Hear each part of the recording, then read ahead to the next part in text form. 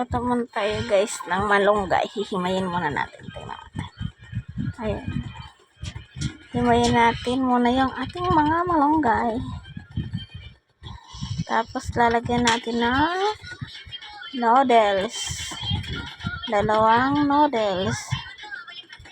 Tapos habang nagkim ng malunggay, ayan na, kulo na si tubigs. Mga loda. Atin lulutuin ng ating noodles. Tapos lalagyan natin ng ayan, akong kumukulo, lalagyan natin yung dalawang noodles. Tapos lalagyan natin ng malunggay, ang noodles, para may ulam na tayo mga lodi. Diba? Isang kulo lang yan. Luto na. Halukay obe.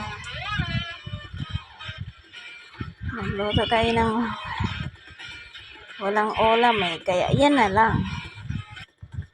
Diba?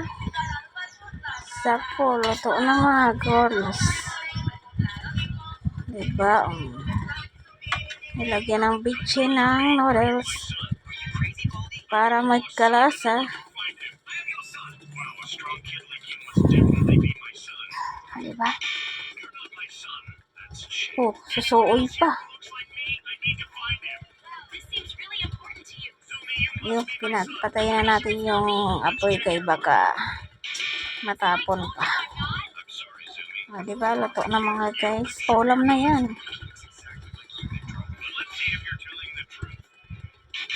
Thank you.